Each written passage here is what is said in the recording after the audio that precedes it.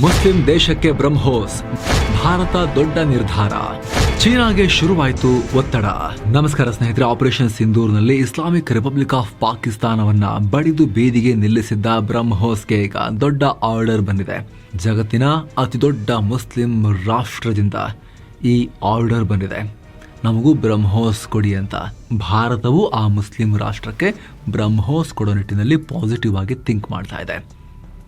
ಪಾಕ್ ಸೇನೆಯನ್ನು ಕಕ್ಕಾಬಿಕ್ಕಿ ಮಾಡಿದ್ದ ಭಾರತದ ಈ ಬ್ರಹ್ಮಾಸ್ತ್ರವನ್ನು ಜಗತ್ತಿನ ಅತಿ ದೊಡ್ಡ ಮುಸ್ಲಿಂ ಕಂಟ್ರಿ ಈಗ ಖರೀದಿ ಮಾಡೋಕ್ಕೆ ಮುಂದಾಗಿರೋದು ಸಂಚಲನಕ್ಕೆ ಕಾರಣ ಆಗಿದೆ.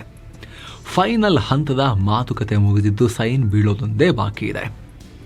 ಆ ಮೂಲಕ ಧರ್ಮ ನಾವು ಬೇರೆ ಅಂತ ಹೇಳಿ ಗಂಟ್ಲು ಹರ್ಕೊಳ್ಳೋ ಮುನೀರನಿಗೆ ಕಪಾಳ ಮೋಕ್ಷ ಮಾಡ್ದಂಗಾಗತ್ತೆ. ಈಗ ಭಾರತ ಜಗತ್ತಿನ ಅತಿ ದೊಡ್ಡ ಮುಸ್ಲಿಂ ರಾಷ್ಟ್ರಕ್ಕೆ ತಾನು ಉತ್ಪಾದಿಸಿದ ಅತಿ ಭಯಾನಕ ಅಸ್ತ್ರ ಬ್ರಹ್ಮೋಸನ್ನ ಸೇಲ್ ಮಾಡೋಕೆ ರೆಡಿ ಆಗ್ತಿರೋ ವಿಚಾರ. ಭರ್ತಿ $500 ಬಿಲಿಯನ್ ಒಪ್ಪಂದ ಮಾಡ್ಕೊಳ್ಳೋಕೆ ಈ ಎರಡು ರಾಷ್ಟ್ರಗಳು ರೆಡಿ ಆಗ್ತಿದ್ದಾವೆ. ಈ ಮೂಲಕ ಅಮೆರಿಕ, ಯುರೋಪ್, ರಷ್ಯಾ ರೀತಿ ಭಾರತ ಕೂಡ ಒಂದು ಮೆಗಾ ಡಿಫೆನ್ಸ್ ಡೀಲ್ ಅನ್ನ ಬುಟ್ಟಿಗೆ ಹಾಕೊಳ್ತಾ ಇದೆ. ಇದು ಬರೀ ಒಪ್ಪಂದ ಮಾತ್ರ ಅಲ್ಲ, ಇಡೀ ಇಂಡೋ ಪ್ಯಾಸಿಫಿಕ್ ಭಾಗದಲ್ಲಿ ಚೀನಾಗೆ ಭಾರತ ಕೊಡ್ತಿರೋ ದೊಡ್ಡ ಎಚ್ಚರಿಕೆ. ಚೀನಾದ ಬುಡಕ್ಕೆ ಈಗ ಬ್ರಹ್ಮೋಸ್ಗಳ ಆಗಮನ ಆಗ್ತಾ ಇದೆ. ಜೊತೆಗೆ ಇಸ್ಲಾಮಿಕ್ ರಾಷ್ಟ್ರಗಳಿಗೆ, ಇಸ್ಲಾಮಿಕ್ ಜಗತ್ತಿಗೆ ಭಾರತ ಕಳಿಸ್ತಾ ಇರುವಂತ ನೇರ ಸಂದೇಶ ಇದು. ಈ ಮುನೀರನ ಪಾಕಿಸ್ತಾನದ ಈ ಧರ್ಮದ ಹೆಸರಿನ ನಾಟಕವನ್ನು ನೀವು ಒಪ್ಪಕ್ಕೆ ಹೋಗಬೇಡಿ. ಅವರಿಗೆ ಅದರಲ್ಲೇನಂತ ಆಸಕ್ತಿ ಇಲ್ಲ. ನಾವು ಕೂಡ ಫೈಟ್ ಮಾಡ್ತಿರೋದು ಧರ್ಮದ ವಿರುದ್ಧ ಅಲ್ಲ, ಈ ಉಗ್ರ ರಾಷ್ಟ್ರದ ವಿರುದ್ಧ. ನೋಡಿ, ವಿಶ್ವದ ಅತಿ ದೊಡ್ಡ ಮುಸ್ಲಿಂ ರಾಷ್ಟ್ರಕ್ಕೆ ಈಗ ನಾವು ನಮ್ಮ ಶಕ್ತಿಶಾಲಿ ಅಸ್ತ್ರ ಬ್ರಹ್ಮೋಸನ್ನ ಮಾರೋಕೆ ರೆಡಿ ಆಗಿದ್ದೀವಿ ಅನ್ನೋ ಮೆಸೇಜ್ ಕೂಡ ಪಾಸ್ ಮಾಡ್ದಂಗೆ ಆಗುತ್ತೆ ಇಲ್ಲಿ. ಹಾಗಿದ್ರೆ ಯಾಕೆ, ಏನು, ಯಾರಿಗೆ, ಎಲ್ಲವನ್ನು ನೋಡ್ತಾ ಹೋಗೋಣ ಸ್ನೇಹಿತರೆ. ನೀವೇನು ಕೂಡ ಮೆಂಬರ್ಶಿಪ್ಗೆ ಜಾಯಿನ್ ಆಗಿಲ್ಲ ಅಂದರೆ ಎಲ್ಲ ಮೆಂಬರ್ ಓನ್ಲಿ ವೀಡಿಯೋಸನ್ನು ನೀವು ಕೂಡ ನೋಡೋಕೆ ವಿಡಿಯೋ ಕೆಳಗಿರೋ ಜಾಯಿನ್ ಬಟನ್ ಮೂಲಕ ಪ್ರೀಮಿಯಂ ಮೆಂಬರ್ಶಿಪ್ ಫ್ಯಾಮಿಲಿಗೆ ಜಾಯಿನ್ ಆಗ್ಬೋದು. ಹಾಗೆ ಸ್ನೇಹಿತರೆ, 7 ಸ್ಯಾಂಡ್ಸ್ ಟೂರಿಸಂನವರ ನೆಕ್ಸ್ಟ್ ಟ್ರಿಪ್ ಅಂಡಮಾನ್ ನಿಕೋಬಾರ್ ದ್ವೀಪಗಳಿಗೆ. ಡೀಟೇಲ್ಸ್ ಇಲ್ಲಿದೆ, ಆಸಕ್ತರು ಸ್ಕ್ರೀನ್ಶಾಟ್ ತಗೊಳ್ಳಿ, ಕಾಲ್ ಮಾಡಿ. ಇಂಡೋನೇಷ್ಯಾಗೆ ಭಾರತದ ಬ್ರಹ್ಮೋಸ್, ಭಾರತದಿಂದ ಬಹುದೊಡ್ಡ ಹೆಜ್ಜೆ. ಎಸ್ ಸ್ನೇಹಿತರೆ, ನಮ್ಮ ದೂರದ ಸಂಬಂಧಿ, ದೂರದ ಮಿತ್ರ ಇಂಡೋನೇಷ್ಯಾ ಸುಮಾರು $450 ಮಿಲಿಯನ್, ಅಂದರೆ ಸುಮಾರು 4,000 ಕೋಟಿ ರೂಪಾಯಿ ಮೌಲ್ಯದ ಬ್ರಹ್ಮೋಸ್ ಮಿಸೈಲ್ಗಳನ್ನು ಕೊಳ್ಳೋಕೆ ಈಗ ಮುಂದಾಗಿದೆ. ಈ ಬಗ್ಗೆ ಭಾರತದ ರಕ್ಷಣಾ ಸಚಿವ ರಾಜನಾಥ್ ಸಿಂಗ್ ಮತ್ತು ಇಂಡೋನೇಷ್ಯಾ ರಕ್ಷಣಾ ಸಚಿವ ಜಾಫ್ರಿ ಶಮ್ಸುದ್ದೀನ್ ಮಾತುಕತೆ ನಡೆಸಿದ್ದು ಶೀಘ್ರದಲ್ಲಿ ಈ ಒಪ್ಪಂದಕ್ಕೆ ಸೈನ್ ಬೀಳೋ ನಿರೀಕ್ಷೆ ಇದೆ. ಈಗ ಆಲ್ರೆಡಿ ಇಂಡೋನೇಷ್ಯಾದ ನಿಯೋಗ ಬ್ರಹ್ಮೋಸ್ ಪ್ರೊಡಕ್ಷನ್ ಫೆಸಿಲಿಟಿಗೆ ಭೇಟಿ ಕೂಡ ಕೊಟ್ಟಿದೆ. ಈ ವೇಳೆ ಬ್ರಹ್ಮೋಸ್ ಮಿಸೈಲ್ನ ಏರ್ ಲಾಂಚ್ಡ್ ವರ್ಷನ್ ಮತ್ತು ನೇವಲ್ ವರ್ಷನ್, ಅಂದರೆ ಹಡಗುಗಳಿಂದ ಉಡಾಯಿಸಬಹುದಾದ ಮತ್ತು ಆಕಾಶದಿಂದ ಉಡಾಯಿಸಬಹುದಾದ ವೇರಿಯಂಟ್ಗಳ ಬಗ್ಗೆ ಆಸಕ್ತಿಯನ್ನ ತೋರಿಸಿದ್ದಾರೆ. ಅಂದರೆ ಲ್ಯಾಂಡ್ ಬೇಸ್ಡ್ಗಿಂತ ಏರ್ ಮತ್ತು ನೇವಿ ಮೂಲಕ, ಅಂದರೆ ಹಡಗುಗಳ ಮೂಲಕ ಹಾರಿಸುವ ಬ್ರಹ್ಮೋಸ್ ಅನ್ನ ಅವರು ಇಂಟ್ರೆಸ್ಟ್ ಕೊಟ್ಟು ನೋಡ್ತಾ ಇದ್ದಾರೆ. ಅದರಲ್ಲೂ ದ್ವೀಪ ರಾಷ್ಟ್ರವಾಗಿರೋ ಇಂಡೋನೇಷ್ಯಾ ಹಡಗುಗಳಿಂದ ಅಥವಾ ಶಿಪ್ನಿಂದ ಉಡಾಯಿಸೋ shore based or ship launched versions ಆ ಬ್ರಹ್ಮೋಸ್ಗಳನ್ನು ಖರೀದಿ ಮಾಡೋ ಸಾಧ್ಯತೆ ಜಾಸ್ತಿ ಇದೆ ಅಂತ ಹೇಳಲಾಗ್ತಿದೆ. ಮೊನ್ನೆ ಅಷ್ಟೇ ಇದ್ರ ಬಗ್ಗೆ ಭಾರತ ಸರ್ಕಾರ ಕೂಡ ಮಾಹಿತಿ ಕೊಟ್ಟಿತ್ತು. ಮಿತ್ರ ರಾಷ್ಟ್ರಗಳು ತುಂಬಾ ಇಂಟ್ರೆಸ್ಟ್ ತೋರಿಸ್ತಿವೆ ಅಂತ ಹೇಳಿದ್ರು.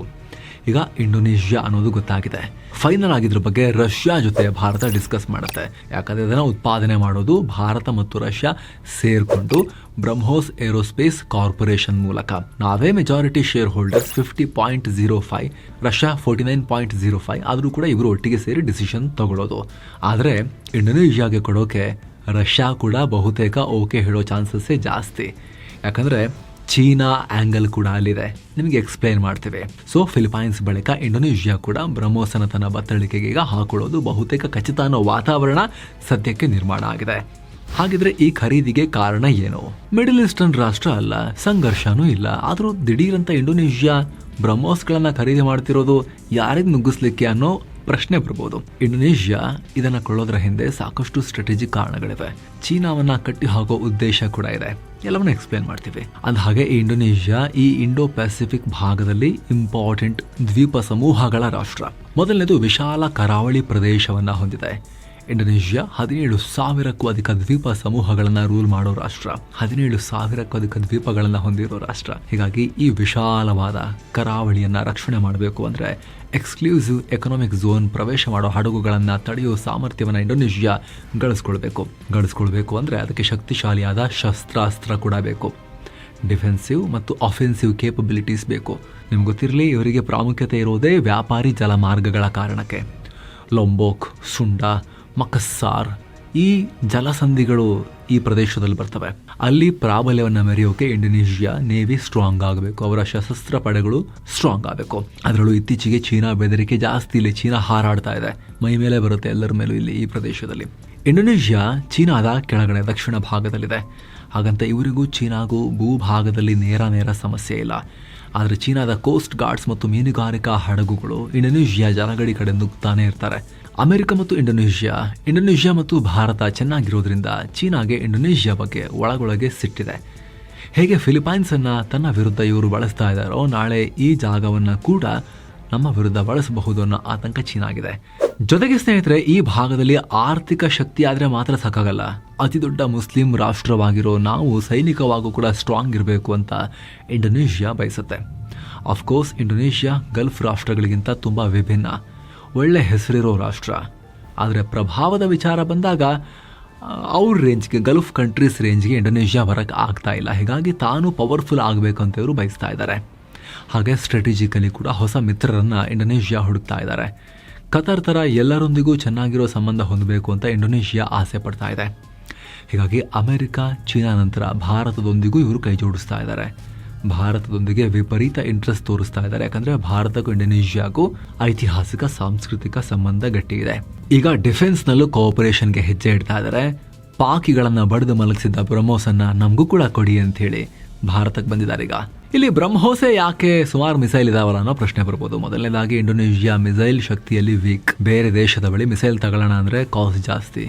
ಅಟ್ರಾಕ್ಟಿವ್ ಪ್ರೈಸ್ನಲ್ಲಿ ಪಾಶ್ಚಿಮಾತ್ಯ ಮಿಸೈಲ್ ಸಿಸ್ಟಮ್ಗಿಂತ ಆಕ್ಯುರಸಿಯನ್ನು ಹೊಂದಿರೋ ಪವರ್ಫುಲ್ ಆಗಿರೋ ಟ್ರೈಡ್ ಆ್ಯಂಡ್ ಟೆಸ್ಟೆಡ್ ಪಾಕಿಸ್ತಾನದ ಉದ್ದಕ್ಕೂ ಟಾಪ್ ಟು ಬಾಟಮ್ ತನಕ ಏರ್ ಬೇಸ್ಗಳಲ್ಲಿ ಗುಂಡಿಯನ್ನು ಬೀಳಿಸಿರುವಂತಹ ಪವರ್ಫುಲ್ ಆಯುಧ ಬ್ರಹ್ಮೋಸ್ ಸಿಕ್ಕಿದ್ರೆ ಚೆನ್ನಾಗಿರುತ್ತಲ್ಲ ಅಂತ ಅವರು ಕೂಡ ಆಸಕ್ತಿಯನ್ನು ತೋರಿಸ್ತಾ ಇದ್ದಾರೆ. ಸುಮಾರು ಮ್ಯಾಕ್ 3 ಸ್ಪೀಡಲ್ಲಿ ಹೋಗೋ ಸೂಪರ್ಸಾನಿಕ್ ಕ್ರೂಸ್ ಮಿಸೈಲ್ ಇದು. ಗಂಟೆಗೆ 4000 ಕಿಲೋಮೀಟರ್ ರೇಂಜ್ನಲ್ಲಿ ನುಗ್ಗೋ ಸಾಮರ್ಥ್ಯವನ್ನು ಹೊಂದಿದೆ. ಯಾವುದು? Cruise missile. ತೀರಾ ಆಕಾಶಕ್ಕೂ ಕೆಳಗೆ ಬರಲ್ಲ ಇದು. ನಮ್ಮ ಅಟ್ಮಾಸ್ಫಿಯರ್ನಲ್ಲೇ ನೆಲಕ್ಕೆ ಹತ್ತಿರದಲ್ಲೇ ಹೋಗುತ್ತೆ. ಗಾಳಿ ಸೀಳ್ಕೊಂಡು ಆ ಸ್ಪೀಡಲ್ಲಿ ಹೋಗೋದು ಕ್ರೂಸ್ ಮಿಸೈಲ್. ಮತ್ತು ನಮ್ಮ ಬ್ರಹ್ಮೋಸ್ನ ಆ್ಯಕ್ಯುರಸಿ ಪಿನ್ ಪಾಯಿಂಟ್ ಆ್ಯಕ್ಯುರಸಿ ಇದೆ. ರನ್ವೇನಲ್ಲಿ ಇಂಥ ಪಾಯಿಂಟಲ್ಲಿ ಸೆಂಟ್ರಲ್ ಗುಂಡಿ ಬೀಳಬೇಕಂದ್ರೆ ಅಲ್ಲೇ ಹೋಗಿ ಗುಂಡಿ ಬೀಳಿಸುತ್ತೆ, ಅಷ್ಟು ಆ್ಯಕ್ಯುರಸಿ ಇದೆ. ಹಾಗಾಗಿ ಇಂಡೋನೇಷಿಯಾ ಕರಾವಳಿ ಪ್ರವೇಶ ಮಾಡೋ ಶತ್ರು ಹಡಗುಗಳಿಗೆ ದೊಡ್ಡ ಅಪಾಯಕಾರಿ ಅಸ್ತ್ರ ಆಗುತ್ತೆ ಇದು. ಹಡಗುಗಳನ್ನು ಮುಳುಗಿಸೋಕೆ ಒಂದೊಂದು ಮಿಸೈಲ್ ಸಾಕು. ನಿಮಗೆ ಗೊತ್ತಿರೋ ಹಾಗೆ ಭಾರತದ ಬಳಿ ಸುಮಾರು 4 ಬ್ರಹ್ಮೋಸ್ ವೇರಿಯಂಟ್ಸ್ ಇದ್ದಾವೆ. ಲ್ಯಾಂಡ್ ಬೇಸ್ಡ್ ಅಂದರೆ ಭೂಮಿಯಿಂದ ಉಡಾಯಿಸೋ ಬ್ರಹ್ಮೋಸ್. ಇದನ್ನು ಅಟಾನಮಸ್ ಮೊಬೈಲ್ ಲಾಂಚರ್ಸ್ ಮೂಲಕ ಫೈರ್ ಮಾಡ್ಬೋದು. ಸದ್ಯದ ಮಾಹಿತಿ ಪ್ರಕಾರ ಲ್ಯಾಂಡ್ ಬೇಸ್ಡ್ ವರ್ಷನ್ಸ್ 2.8 ಮ್ಯಾಕ್ಸ್ ಸ್ಪೀಡ್ನಲ್ಲಿ 400 ಕಿಲೋಮೀಟರ್ ದೂರದವರೆಗಿನ ಟಾರ್ಗೆಟನ್ನು ಹೊಡೆಯೋ ಸಾಮರ್ಥ್ಯ ಹೊಂದಿವೆ. ಎರಡನೇದು ಶಿಪ್ ಬೇಸ್ಡ್ ಬ್ರಹ್ಮೋಸ್. ಇದನ್ನು ಯುದ್ಧ ಹಡಗುಗಳಿಂದ ಫೈರ್ ಮಾಡ್ಬೋದು. Next sea based BrahMos. ಇವುಗಳನ್ನು ಬಳಸಿ ಶತ್ರು ಹಡಗುಗಳನ್ನು ಹೊಡಿಬೋದು. ಇದರ ಜೊತೆಗೆ ಸಮುದ್ರ ತೀರದಲ್ಲಿನ ಟಾರ್ಗೆಟ್ಗಳನ್ನು ಕೂಡ ಪುಡಿ ಮಾಡ್ಬೋದು. ಇದು ಕೂಡ ಸುಮಾರು 350ರಿಂದ 400 ಕಿಲೋಮೀಟರ್ವರೆಗಿನ ಟಾರ್ಗೆಟ್ಗಳನ್ನು ಹೊಡೆಯೋ ಸಾಮರ್ಥ್ಯ ಹೊಂದಿದೆ ಅನ್ನೋ ವರದಿಗಳಿವೆ. ಆದರೆ ಎಕ್ಸ್ಪೋರ್ಟ್ ವೇರಿಯಂಟ್ನ ರೇಂಜ್ 290 ಕಿಲೋಮೀಟರ್ ಇದೆ. ಫಿಲಿಪೈನ್ಸ್ಗೆ ಕೊಟ್ಟಿರೋದು ಕೂಡ ಇದೇ ರೇಂಜ್ನ ಮಿಸೈಲ್. ನೆಕ್ಸ್ಟ್ ಏರ್ ಲಾಂಚ್ ಅಂದರೆ ಯುದ್ಧ ವಿಮಾನಗಳಿಂದ ಫೈರ್ ಮಾಡಬಹುದಾದ ಬ್ರಹ್ಮೋಸ್. ಇದು ಸುಮಾರು 450 ಕಿಲೋಮೀಟರ್ ದೂರದವರೆಗಿನ ಗುರಿಯನ್ನು ಹೊಡೆಯೋ ಸಾಮರ್ಥ್ಯವನ್ನು ಹೊಂದಿದೆ. ನಾಲ್ಕನೇದಾಗಿ ಸಬ್ಮರೀನ್ನಿಂದ ಫೈರ್ ಮಾಡಬಹುದಾದ ಬ್ರಹ್ಮೋಸ್ ಮಿಸೈಲ್ಗಳು ಕೂಡ ಇವೆ. ಇವುಗಳನ್ನು ನೀರಿನ ಮೇಲಿನಿಂದ 50 ಮೀಟರ್ನಷ್ಟು ಆಳದಿಂದಲೇ ಲಾಂಚ್ ಮಾಡಬಹುದು. ಭಾರತಕ್ಕೇನು ಲಾಭ? ಸ್ನೇಹಿತರೆ, ಈ ಮಿಸೈಲ್ ಖರೀದಿ ಭಾರತದ ರಕ್ಷಣಾ ಕನಸಿಗೆ ದೊಡ್ಡ ಬಲ. ಯಾಕಂದ್ರೆ ಭಾರತ ರಕ್ಷಣಾ ಉತ್ಪಾದಕನಾಗೋ ದೊಡ್ಡ ಆಸೆ ಹೊಂದಿದೆ.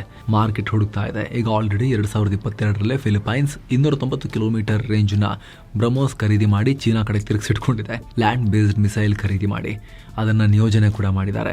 ಆದರೆ ಬೇರೆ ರಾಷ್ಟ್ರಗಳ ಇದ್ರ ಬಗ್ಗೆ ಹೆಚ್ಚು ಆಸಕ್ತಿ ತೋರಿಸ್ತಾ ಇರಲಿಲ್ಲ. ಈಗ ಇಂಡೋನೇಷಿಯಾನೇ ಖರೀದಿ ಮಾಡಿದ್ರೆ ಈ ಭಾಗದಲ್ಲಿ ಹಲವು ರಾಷ್ಟ್ರಗಳು ಖರೀದಿ ಮಾಡಬಹುದು. ಅದರಲ್ಲೂ ಆಪರೇಷನ್ ಸಿಂಧೂರ್ ನಂತರ ಈ ಖರೀದಿ ಆಗ್ತಿರೋದು ಜಗತ್ತಿಗೆ ಭಾರತದ ಮಿಸೈಲ್ಗಳ ಶಕ್ತಿ ಮೇಲೆ ನಂಬಿಕೆ ಬರ್ತಾ ಇದೆ ಅನ್ನೋದನ್ನು ಕೂಡ ಸೂಚಿಸುತ್ತೆ.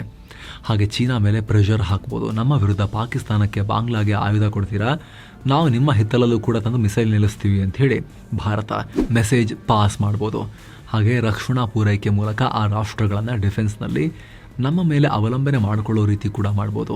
ಹಾಗೆ ಫ್ಯೂಚರ್ನಲ್ಲಿ ಬ್ರಹ್ಮೋಸ್ನ ಎಕ್ಸ್ಟೆಂಡೆಡ್ ರೇಂಜ್ ವರ್ಷನ್ಸನ್ನು, ಅಂದರೆ ಇನ್ನು ಲಾಂಗ್ ರೇಂಜ್ನ ವರ್ಷನ್ಸನ್ನು ಏನು ಪ್ರಯತ್ನ ನಡೀತಾ ಇದೆ. ಹೈಪರ್ಸಾನಿಕ್ ವರ್ಷನ್ ಕೂಡ ಈಗ ತಯಾರಿ ನಡೀತಾ ಇದೆ.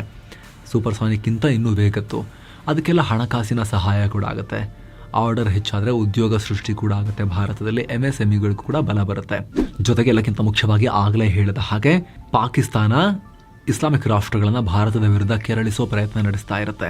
ನಾವು ಧರ್ಮದ ಆಧಾರದಲ್ಲಿ ಹುಟ್ಟಿರೋ ರಾಷ್ಟ್ರ ರೀ ಅಂಥೇಳಿ ಮುನೀರ ಯಾವಾಗಲೂ ಗಂಟ್ಲು ಹರ್ಕೊಳ್ತಾನೆ ಇರ್ತಾನೆ. ಆಲ್ರೆಡಿ 1971 ಒಂದ್ಸಲಿ ಆ ಥಿಯರಿ ಸಮುದ್ರದಲ್ಲಿ ಮುಳುಗಿ ಹೋಗಿದೆ, ಬಂಗಾಳ ಕೊಲ್ಲಿಯಲ್ಲಿ. ಬಾಂಗ್ಲಾದವರು ಧರ್ಮ ಸೇಮ್ ಆದರೂ ಕೂಡ ನಿಮ್ಮ ಸವಾಸ ಬೇಡ, ನಿಮ್ಮೊಟ್ಟಿಗೆ ಇರೋಕ್ಕಾಗಲ್ಲ ಅಂತ ಪ್ರತ್ಯೇಕ ಆದ್ರಲ್ಲ, ಆವಾಗಲೇ ಮುಳುಗಿ ಹೋಗಿದೆ. ಆದರೂ ಆತ ಪದೇ ಪದೇ ಅದೇ ರಾಗವನ್ನು ಹಾಡ್ತಾ ಇರ್ತಾನೆ. ಪಾಕಿಸ್ತಾನ ಅದೇ ಆಧಾರದಲ್ಲಿ ಪಾಲಿಟಿಕ್ಸ್, ಜಿಯೋ ಪಾಲಿಟಿಕ್ಸ್ ಎಲ್ಲ ಮಾಡ್ತಿರುತ್ತೆ.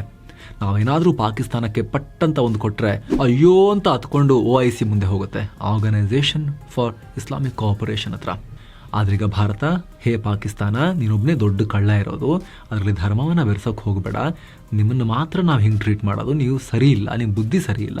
ನೋಡು, ಸೌದಿ ಒಟ್ಟಿಗೆ ಚೆನ್ನಾಗಿದ್ದೀವಿ, ಕತಾರ್ ಒಟ್ಟಿಗೆ ಚೆನ್ನಾಗಿದ್ದೀವಿ, ಇಂಡೋನೇಷ್ಯಾ ವಿಶ್ವದ ಅತಿ ದೊಡ್ಡ ಮುಸ್ಲಿಂ ರಾಷ್ಟ್ರ, ಅವ್ರು ನಮ್ಮ ಹತ್ರ ಬ್ರಹ್ಮೋಸೆ ತಗೊಳ್ತಿದ್ದಾರೆ, ನಾವು ಕೊಡ್ತಾ ಇದ್ದೀವಿ, ನಮ್ಮ ಒಳ್ಳೆ ಕ್ಲೋಸ್ ಫ್ರೆಂಡ್ಸ್ ಇದ್ದೀವಿ ನಾವು ಅನ್ನೋ ಮೆಸೇಜನ್ನು ಪಾಸ್ ಮಾಡ್ಬೋದು. ಪಾಕಿಸ್ತಾನವನ್ನು ಐಸೋಲೇಟ್ ಮಾಡ್ಬೋದು. ಪಾಕಿಸ್ತಾನದ ಈ ರಿಲಿಜಿಯಸ್ ಆ್ಯಂಗಲ್ ಏನು ಕೊಡೋಕೆ ಪ್ರಯತ್ನ ಪಡುತ್ತೆ, ಕಾಶ್ಮೀರ ವಿಚಾರದಿಂದ ಹಿಡಿದು ಉಗ್ರ ದಾಳಿಯಲ್ಲೂ ಕೂಡ ಪಾಕಿಸ್ತಾನ ಅದನ್ನು ಕಟ್ ಆಫ್ ಮಾಡ್ಬೋದು. ಆ ಐಡಿಯಾವನ್ನೇ ಕತ್ತರಿಸಿ ಹಾಕ್ಬೋದು ಭಾರತ ಅಂತಾರಾಷ್ಟ್ರೀಯ ಸಂಬಂಧಗಳಲ್ಲಿ, ಡಿಫೆನ್ಸ್ ಕೋಆಪರೇಷನಲ್ಲಿ ಧರ್ಮದ ಆಧಾರದ ಮೇಲೆ ಮಾಡ್ಕೊಳ್ಳೋದಿಲ್ಲ, ಆ ರೀತಿ ಥಿಂಕ್ ಮಾಡೋದಿಲ್ಲ. ಭಾರತ ಜಗತ್ತನ್ನು ಒಂದು ಫ್ಯಾಮಿಲಿ ರೀತಿ ನೋಡುತ್ತೆ. ಆ ಫ್ಯಾಮಿಲಿಯಲ್ಲಿ ಒಂದು ಕಪ್ಪು ಚುಕ್ಕೆ ಪಾಕಿಸ್ತಾನ ಅನ್ನೋ ಮೆಸೇಜ್ ಪಾಸ್ ಮಾಡೋಕ್ಕೆ ಸಾಧ್ಯ ಆಗುತ್ತೆ. ಇದ್ರ ಬಗ್ಗೆ ನಿಮಗೇನು ಅನಿಸುತ್ತೆ ಸ್ನೇಹಿತರೆ? ಕಾಮೆಂಟ್ ಮಾಡಿ ತಿಳಿಸಿ. Thank you so much. ಆಗಲೇ ಹೇಳಿದ ಮಸ್ಮಗ ಪ್ರೀಮಿಯಂ ಮೆಂಬರ್ಶಿಪ್ನಲ್ಲಿ ಆಸಕ್ತಿ ಇರೋರು ವಿಡಿಯೋ ಕೆಳಗಿರೋ ಜಾಯಿನ್ ಬಟನ್ ಮೂಲಕ ಮೆಂಬರ್ಶಿಪ್ ಫ್ಯಾಮಿಲಿಗೆ ಸೇರಬಹುದು. ಮತ್ತೆ ಭೇಟಿ ಆಗ್ತಿರೋಣ. ನಮಸ್ತೆ.